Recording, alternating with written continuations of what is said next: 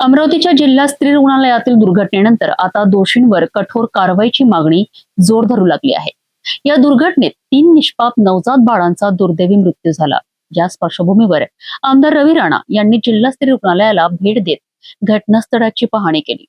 ज्या अतिदक्षता कक्षात आग लागली होती त्या ठिकाणी जाऊन त्यांनी संपूर्ण परिस्थितीची पाहणी केली। यावेळी माध्यमांशी बोलताना या प्रकरणात जे अधिकारी दोषी आढळतील त्यांच्यावर कठोर कारवाई झालीच पाहिजे अशी मागणी रवी राणा यांनी केली आहे। तसेच एवढ्या संवेदनशील आणि दुःखद घटनेवर कोणीही राजकारण करू नये असा सल्लाही त्यांनी राजकीय नेत्यांना दिला आहे। अमरावतीच्या जिल्हा स्त्री रुग्णालयातील दुर्घटनेनंतर संपूर्ण महाराष्ट्रातून हळहळ व्यक्त होत आहे। अतिदक्षता कक्षात लागलेल्या आगीत 3 नवजात बाळांचा मृत्यू झाला आणि या घटनेनंतर रुग्णालयाच्या व्यवस्थेवर आणि सुरक्षेच्या उपाययोजनांवर गंभीर प्रश्न उपस्थित झाले आहेत। याच पार्श्वभूमीवर आमदार रवी राणा यांनी जिल्हा स्त्री रुग्णालयाला भेट दिली। त्यांनी थेट घटनास्थळी जाऊन आग लागलेल्या अतिदक्षता कक्षाची पाहणी केली। दुर्घटनेच्या ठिकाणी नेमकी परिस्थिती काय होती याची माहितीही त्यांनी घेतली। या पाहणीनंतर माध्यमांशी बोलताना रवी राणा यांनी या घटनेला अत्यंत दुःखद आणि मन हेलावून टाकणारी घटना असल्याचे म्हटले। या प्रकरणाच्या चौकशीत जे अधिकारी दोषी आढळतील त्यांच्यावर योग्य ती कठोर कारवाई झाली पाहिजे अशी मागणी त्यांनी केली आहे। दरम्यान 3 निष्पाप नवजात बाळांचा जीव गेलेल्या या संवेदनशील घटनेवरून राजकारण करू नयेत असा सल्लाही रवी राणा यांनी राजकीय नेत्यांना दिला आहे। दोषींवर कारवाई झाली पाहिजे आणि भविष्यात अशा घटना पुन्हा घडू नयेत याकरिता रुग्णालयातील सुरक्षा व्यवस्थेची काटेकोरपणे तपासणी होणे गरजेचे असल्याचे त्यांनी स्पष्ट केलेत। नाही, अत्यंत दुर्दैवी घटना आहे आणि संपूर्ण महाराष्ट्राला आमच्यासारख्या लोकप्रतिनिधीला सुद्धा मोठ्या प्रमाणात वेदना देणारी घटना आहे आणि वेदना ह्या न भरणाऱ्या वेदना आहे। एका आईचं बाळ 2-3 दिवसही जन्म झाल्यानंतर ते आपल्यासोबत ठेवू शकली नाही। एका आईने आपल्या बाळाला गमावलेला आहे आणि ज्या व्हेंटिलेटरला आग लागली, फायर ब्रिगेडच्या ज्या त्रुट्या होत्या, याच्यामध्ये आज जी कमिटी मुख्यमंत्री महोदयांनी बसवलेली आहे, ज्या अमरावतीचे पालकमंत्री राज्याचे महसूल मंत्री बावनकुळे साहेबांनी तातडीचे आदेश दिलेले आहे, त्या कमिटीच्या माध्यमातून जे समोर येईल त्याच्यावर कडक कारवाई केली जाईल। ज्या कंपनीचे व्हेंटिलेटर होते त्या कंपनीवर सुद्धा गुन्हा दाखल झाला पाहिजे, त्याला महाराष्ट्रामध्ये ब्लॅकलिस्टेड केलं पाहिजे आणि त्यासोबत या जिल्ह्यामध्ये जेवढे फायर ब्रिगेडची इक्विपमेंट लागलेले आहे आणि फायर ब्रिगेडची जी जबाबदारी या जिल्ह्यामध्ये महाराष्ट्रामध्ये जी एजन्सी पाहत असेल, मला असं वाटते फायर ब्रिगेड ऑडिट हे सगळं ऑफिसेस असो, डफरीन हॉस्पिटल आहे, इरविन आहे, शासकीय कार्यालय आहे किंवा प्रायव्हेट हॉस्पिटल जे आहे ते सुद्धा त्या ठिकाणी त्याची तपासणी केली पाहिजे। आज ही घटना आपल्याला शिकवत आहे की अशा प्रकारचं लापरवाही केल्यामुळं मोठी दुर्घटना होऊ शकते आणि ती दुर्घटना आपण डफरीनमध्ये पाहिलेली आहे। वैद्यकीय अधिकाऱ्यांनी पीडब्ल्यूडीला 2दा इथलं ऑडिट करण्यासाठी पत्र दिले होते, मात्र दोन्ही पत्राची दखल पीडब्ल्यूडीच्या आरोग्य विभागात विद्युत विभागाने घेतली नाही। काय म्हणतो? बरोबर आहे, सीएसनी जेव्हा इतक्या गंभीरपणे त्यांना पत्र लिहिलं आणि सीएस जर आपल्या जिल्ह्याचे प्रमुख आहे आणि त्यांना आरोग्याच्या सगळ्या व्यवस्था सज्ज ठेवणे त्यांची जबाबदारी आहे आणि त्याची काळजी घेण्यासाठी जर पीडब्ल्यूडी आणि MSCB विभागाला सीएसनी जर पत्र पाठवलं आहे आणि त्याची लापरवाही या दोन्ही विभागांनी केली असेल तर निश्चितच चौकशीमध्ये त्यांची सुद्धा नाव येईल। त्या पत्राची तारीख आहे, त्या डिपार्टमेंटला पत्राची कॉपी पोचलेली आहे, त्यानंतरही हे न झाल्यामुळं त्यांनी त्याची दखल न घेतल्यामुळं आज खऱ्या अर्थानं ते 3 बच्चू जे गमावले आपण, आज या घटनेमध्ये 45-47 मुलं या ठिकाणी होते।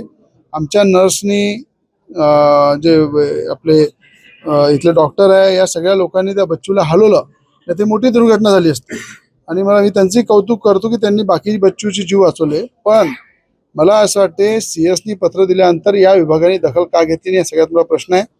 ज्या कंपनीचे ते इक्विपमेंट लागलेले आहे त्या कंपनीच्या माध्यमातून या ठिकाणी जी तिथे आग लागली, चुकीच्या पद्धतीचे इक्विपमेंट दिले असेल, मेंटेनन्स नसन केले, फायर ब्रिगेडचे या ठिकाणी स्प्रिंकलर बंद होते, फायर ब्रिगेडचा कुठला अलार्म या ठिकाणी नव्हता।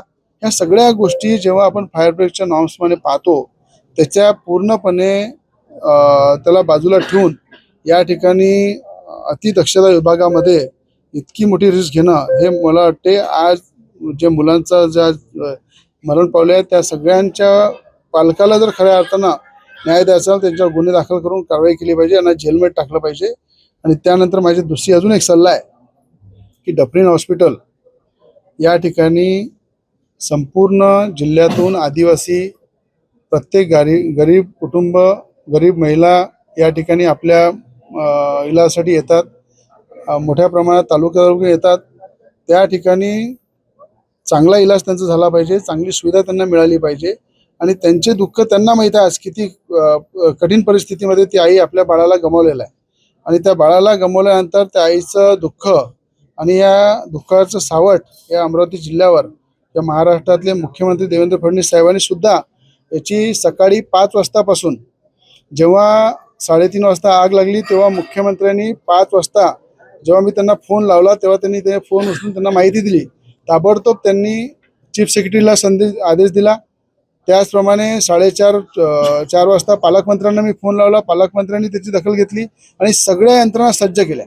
आणि सगळ्या यंत्रणा सज्ज केल्यानंतर आज तुम्ही बघितलं असाल की ज्या मीडियाला अपेक्षा होतं की अमरावतीमध्ये काय झालं त्याची माहिती 5:30 वाजतापासून जिल्हा अधिकारी सुद्धा देत होते, CS देत होते, त्याचप्रमाणे पोलीस आयुक्त देत होते. आणि ह्या सगळ्या गोष्टीवर जेव्हा एखादी घटना होते सगळे मिळून जेव्हा एकत्र हे दुःख आपण या संकटाचा सामना करतो तर मला सगळ्यांना सांगणं आहे की डफरीनला राजकीय अड्डा बनवू नका. या डफरीन हॉस्पिटल हे आपल्या अमरावती जिल्ह्याचं गोरगरिबांचा जीव वाचवण्याचं एक मंदिर आहे. त्या ठिकाणी आपण सगळे लोक इलाज करतो. आणि या हॉस्पिटलमध्ये जी घटना झाली आहे ती अत्यंत संवेदनशील आहे, अत्यंत दुःखद घटना आहे. याच्यामध्ये राजकारण करून कुठेही राजकीय अड्डा बनवण्याचा प्रयत्न डफरीनला करू नका. ही माझं राजकीय सगळ्या नेत्यांना माझा सल्ला आहे. बाकी राजकारणासाठी खुले मैदानं बाकीचे आहे, त्या मैदानात आपण लढू. पण या ठिकाणी राजकीय अड्डा बनवू नका, हे सगळ्या नेत्यांना माझं आव्हान आहे. भाऊ, आमदार म्हणून तुमची समोरची भूमिका काय असणार? नाही, आता या ठिकाणी कलेक्टर ऑफिसमध्ये समिती आलेली आहे. स्वतः पालकमंत्री महोदय चंद्रशेखरजी बावनकुळे साहेब पूर्ण फॉलोअप करताय. मी स्वतः फॉलोअप करताय. नवनीत राणा सुद्धा या ठिकाणी त्यांनी मुख्यमंत्र्यांशी बोलल्या, पालकमंत्र्यांशी बोलल्या. मुख्यमंत्र्यांनी चीफ सेक्रेटरीला सुद्धा निर्देश दिलेले आहेत. चीफ सेक्रेटरी सुद्धा या सगळ्या प्रक्रियेवर वॉच आहे. म्हणून राज्य सरकार संपूर्णपणे गंभीरतेने या घटनेकडे पाहत आहे. आणि या घटनेपासून निश्चितच संपूर्ण राज्याचं फायर ब्रिगेड ऑडिट होईल. मोठ्या प्रमाणात आरोग्य यंत्रणा सज्ज होईल. ज्या ज्या विभागामध्ये इमर्जन्सी अनेक घटना होतात त्याकडे गांभीर्यानं पाहायला जाईल. म्हणून या ठिकाणी मुख्यमंत्री स्वतः याच्यामध्ये गंभीर आहे आणि लक्ष देत आहे. अमरावतीच्या जिल्हा स्त्री रुग्णालयातील या दुर्घटनेने आरोग्य व्यवस्थेतील सुरक्षेचा मुद्दा पुन्हा ऐरणीवर आणला आहे. दोषी अधिकारी आणि कर्मचाऱ्यांवर कारवाई होणार का आणि भविष्यात अशा दुर्घटना टाळण्याकरिता प्रशासन कोणती पावले उचलणार याकडे आता सर्वांचे लक्ष लागले आहे.